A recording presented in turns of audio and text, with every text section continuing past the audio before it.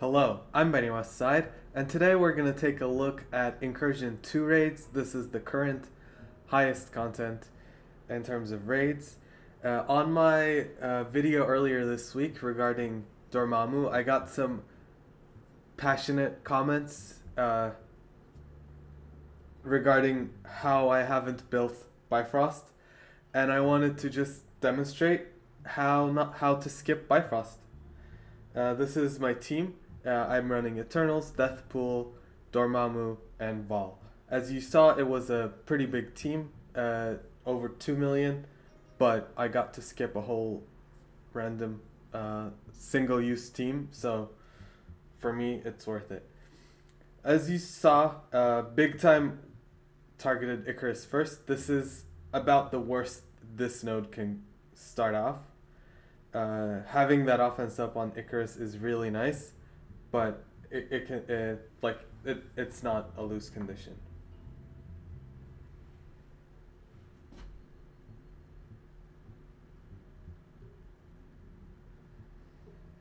It's about playing strategic and not just like barreling through the node, targeting abilities correctly. I have two skirmishers, Vol and Dorm, and two raiders, Icarus and Deathpool, and then Cersei's a striker. Just looking at where those vulnerables are, using those properly, clearing debuffs, and also using exposed as much as possible to get as many Vol ults as possible. I like stunning the Kestrels. So for me, my raid philosophy is I don't like to overinvest in the teams, and if I can do it manually and save that resource, spend it on a war or crucible team that I'm going to enjoy, then I prefer doing that, and I don't have a problem not simming raids. If you prefer simming raids and not having to do the nodes, then you can't do this comp. Yeah, you would have to build Bifrost, and I imagine you would have to build Bifrost probably to about a similar point that my team currently is right now.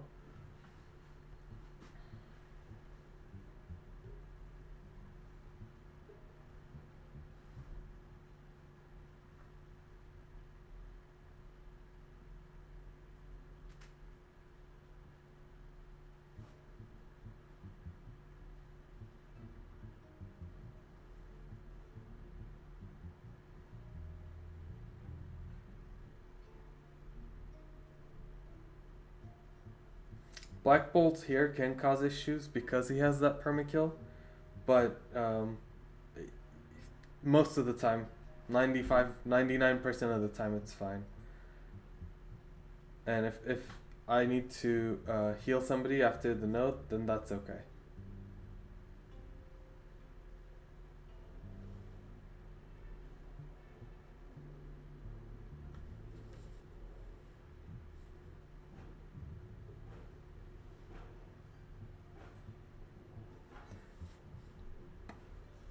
Alright, so that's node 1 done. I'm gonna heal Deathpool because she's like on a smidge of health, and then I'm gonna heal Dormammu because I want him at full health for his passive. Node 2 can get trickier with Ghost Rider. He also, every ability of his is a permakill, so he can get tricky. I like using the Vol special on the far bishop, that way I can ability block the Peggy and the Nemesis. Usually here I use Cersei's ult. For some reason, when I was recording this today, I did the special on Robbie and it was fine as well. When I do the ult, it drops one of the bishops below 50%, and then the other one is taunting, and it reduces my ability to get to Robbie. So today I tried just targeting Robbie and saving the ult, and it worked fine.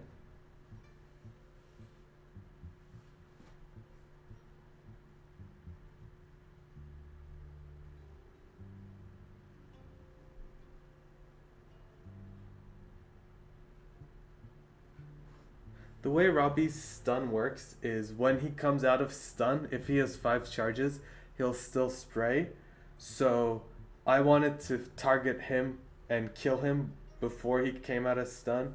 That's why I used Icarus's basic instead of his special over there. Without, I think, is it Sylvie that gives focus? Without Sylvie, Val's focus is nothing to write home about.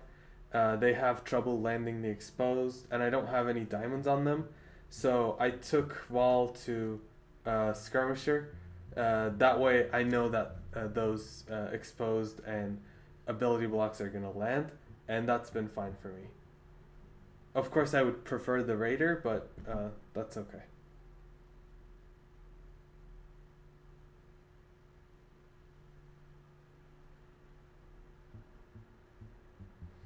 If we get a level cap raise, or if I pull some diamonds, then maybe I'll go back to Raider.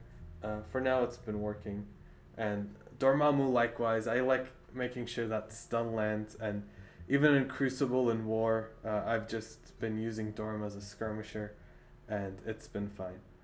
And this was the reason I took Dormammu to Gear 18, and there was like a war fight. If we were on stream, I was thinking, oh, maybe it'll help Raid and War and Crucible, so that's why I took it.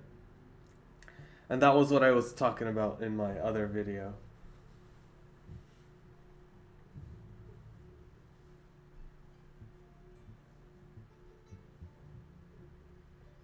Okay, final node, healed Dorm.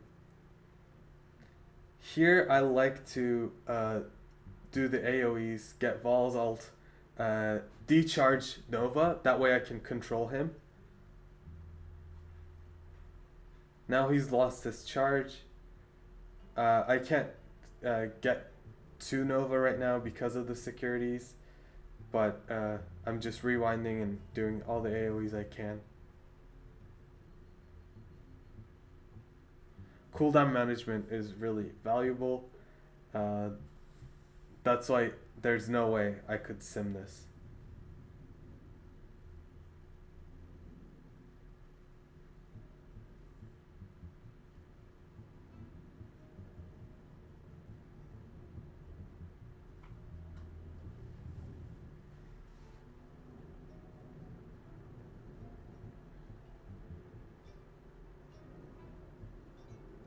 Three diamond Cersei didn't land the stun.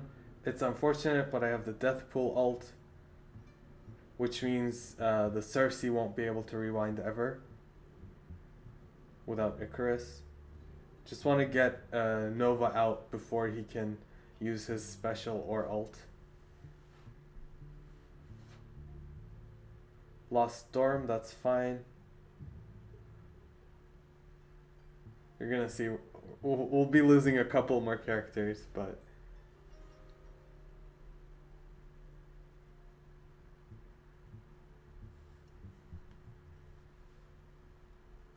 and I'll be honest, I don't get to do the boss node as much.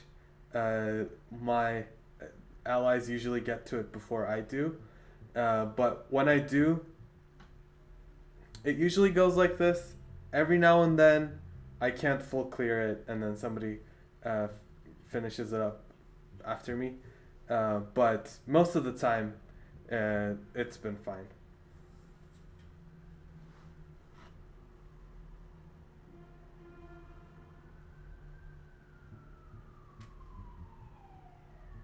I did a similar video for Pegasus earlier this week. I think Pegasus is a much better build. It's a more versatile team. Whereas, and I'm not saying don't build Pegasus. I think Pegasus is a good team to build. Whereas Bifrost, I think, is very one-dimensional. So I can comfortably say don't build Bifrost.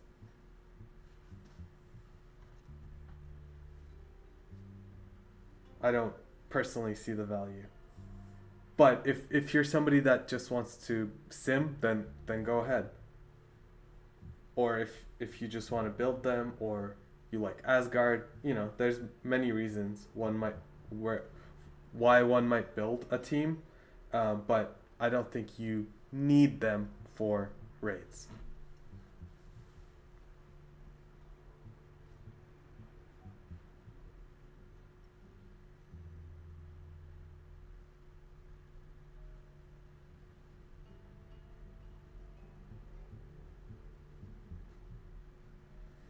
All right.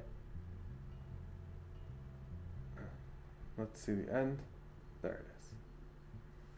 Well, thank you for going through this with me. That was how to skip Bifrost. Let me know your thoughts. What have you been running? If you're also running a Mystic Soup team, what are you running? I've tried Absorbing Man on Node 1 when I was in the earlier difficulty in the first strike. Icarus is able to get a reset off of Phoenix because the stats were lower. So in that raid, I didn't like having the offense up flipped by big time did make a big difference in the experience of the node. So sometimes I was running Absorbing Man, but in this raid it doesn't matter either way. And then in the second node, I've tried Spider Weaver, but like the Storm comp seems to be working the best for me right now. If you have a mixture comp, let me know how that goes. I'd love to hear your thoughts. And if you're just like a Bifrost fan, let me hear it. Rip me apart. I'm curious. Thank you for doing this with me. I'll see you in the next one.